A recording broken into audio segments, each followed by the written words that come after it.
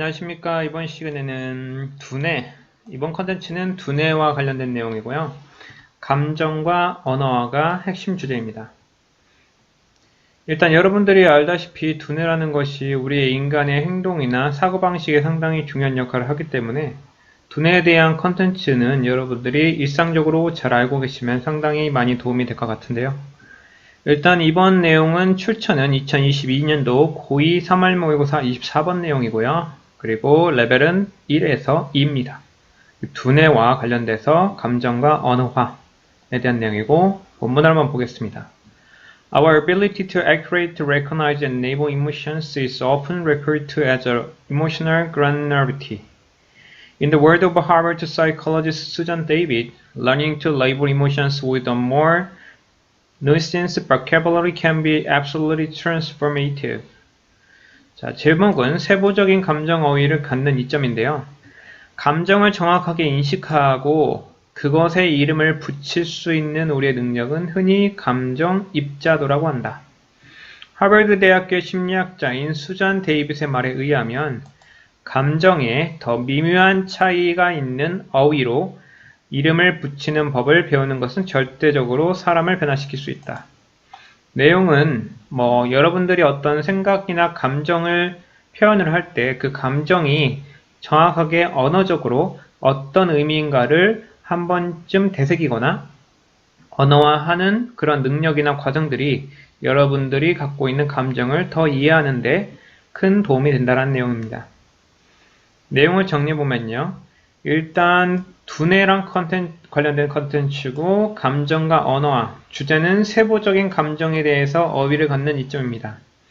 여기서 말하는 감정 입자도라는 거 하는 것은 감정을 정확하게 인식하고 이름을 붙이는 행동이거든요. 즉 감정이라는 것이 하나의 입자처럼 하나하나 셀 수 있을 만큼 언어화가 가능하다. 그랬을 때 우리가 감정을 보통 언어로 사용하는 것에 대한 필요성은 총 3가지로 여기서 설명이 됩니다. 첫 번째, 자기가 갖고 있는 감정이 어떤 욕구를 갖고 있는지를 파악이 가능하다는 거죠. 그리고 자신이 갖고 있는 욕구가 무엇이기 때문에 내가 이 감정적인 욕구에 대해서 이름을 붙이는 걸 통해서 감정적인 통제, 즉 이성적인 통제가 가능하고 심리사회적으로 어떤 행복감이라고 이야기를 하는 건데 자기 스스로가 자기가 갖고 있는 욕구를 한편으로는 억누를 수도 있겠고 아니면은 이해할 수 있는 걸 통해서 심리사회적으로 행복감을 얻을 수 있다는 내용, 세부적인 내용은 없고요. 두 번째, 타인과의 소통이 용이하고 전달 가능하다. 즉 우리가 어떤 사람과 어떤 상호작용을 할 때 그때 자기가 갖고 있는 감정을 상대방에게 잘 표현한 걸 통해서 타인이 내가 갖고 있는 감정을 잘 이해할 수 있다는 것. 그것이 이제 서로 소통의 용이성을 향상시킬 수 있다는 거죠. 세 번째로 사물이나 상황에 대한 대처 능력입니다. 즉 여기서 말하는 것은 우리가 어떠한 것에 대해서 흑백 논리 아니면 좌측이냐 우측이냐에 대한 흑백 논리에 빠지는 것이 아니고 어느 한쪽으로 치우치는 양극성의 개념이 아니라 편견을 가지지 않을 수 있는 그러한 여러 가지 관점을 이해할 수 있는 사물이나 상황에 대한 대처 능력으로서 감정을 다양한 언어를 사용해서 사용한다면 그러한 효과를 누릴 수 있다는 게 본문 내용입니다.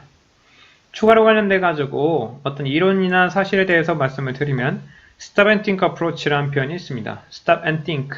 우리 인간이 인간으로서 어떤 사고할 수 있기 위해서는 어떤 A라는 상황이 발생됐을 때 A라는 상황에 대해서 우리가 해석하는 그 우리의 프로세스, 처리 과정이 있습니다. 처리 과정.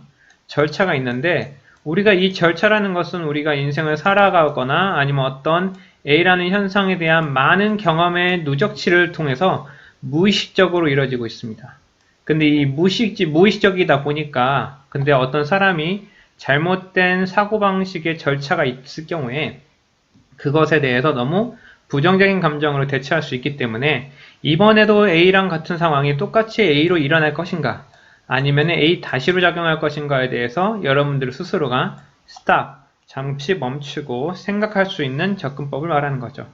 이와 비슷한 것이 어떤 우리가 새로운 도전에 대해서 fear, 공포감이나 두려움으로 반응하는 것이 우리 인간이나 포유류가 갖고 있는 기본적인 컨셉이라고 하면은 이 두려움에 대해서 우리가 fight, 싸울지 아니면은 flight, 도망갈지, 아니면 얼어붙을지, freeze의 개념에서 우리가 선택적으로 이성적인 판단을 통해서 할 수 있는데, 그러기 위해서 우리가 그 전두엽이라는 우리의 생각하는 두뇌를 활성화시키는 언어화 방식이 우리가 편도체라는 반응을 통해서 감정적으로 바로 즉각적인 반응을 하는 것과 서로 상대적으로 작용하기 때문에 이러한 부분에서 여러분들이 과연 어떤 방식으로 여러분들이 어떤 상황에 대해서 직면하는지에 대해서 Stop and Think 어프로치를 이용해서 여러분이 일상에 잘 방금과 이번에 배운 내용을 적용하면 좋겠습니다. 그래서 평소 자신이 느끼는 감정을 언어로 잘 표현하는가, 그런 것들이 여러분들이 첫 번째로 시험을 보고 나서 어떤 결과가 나왔을 때 그것에 감정적으로 휘둘려서 내가 그 내용 아니면 내 결과물을 분석적으로 언어화할 수 없다면 우리가 다음 시험도 당연히 좋은 결과를 얻을 수가 없겠고, 자녀 양육도 마찬가지입니다. 자녀가 나에게 문제 행동을 보였을 때 그 문제 행동을 내가 잠시 멈추고 생각할 수 있는 우리의 전두엽의 인간의 두뇌를 활성화시키는가, 아니면 그 문제를 바로 즉각적으로 해결하기 위해서 바로 문제를 해결하기 위한 감정적인 대응을 할 것인가, 이런 것도 상당히 중요하겠죠.